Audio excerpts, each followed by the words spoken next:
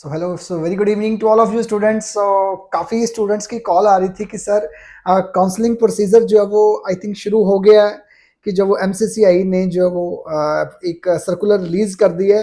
20th of last date है। So I just want to inform you that circular is related to what. So myself NEET Guru Chandigarh, so I am here to describe the complete scenario of that circular, whatever is released in the market by the MCCI. So that circular is not related to your counseling procedure.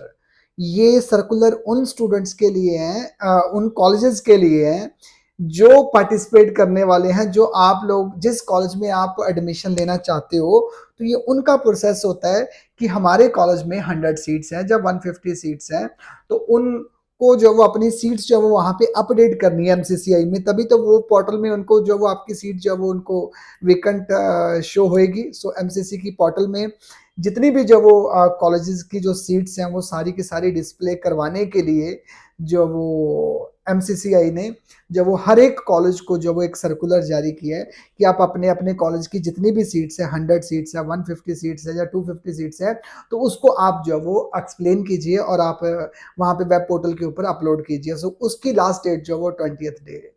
So that is not the date for the counselling process to proceed your counselling. So that is वो अभी 18th के बाद जब भी verdict है उसके बाद ही जो वो फाइनलाइज होगा।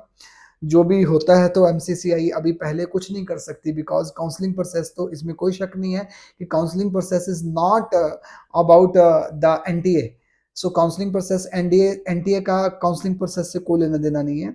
सो काउंसलिंग जिन्होंने प्रोसीड करनी है वो एमसीसीआई है, बट वो एटलीस्ट उनका अगर जब तक रास्ता क्लियर नहीं होता वो तब तक काउंसलिंग स्टार्ट नहीं करेंगे। ठीक है। सो जैसे ही उनको कोई भी ग्रीन सिग्नल जब वो सुप्रीम कोर्ट से नहीं मिलता, तब तक वो काउंसलिंग प्रोसीड नहीं कर सकते। ठीक है। So it's all depend upon the day of the verdict which is going to be held on the 18th of this month. So Thursday को सबकी जो वो नज़रें जो है वो जो वो सुप्रीम कोर्ट के जो वो वर्डिक्ट के ऊपर बैठी हुई हैं, बिकॉज आई थिंक काफ़ी टाइम हो गया है। अब ये कोई मसला वैसा कोई डोमेस्टिक वायलेंस का कोई मसला नहीं है कि जो बार बार जो वो सुप्रीम कोर्ट जब वो डेट दी जा रही है।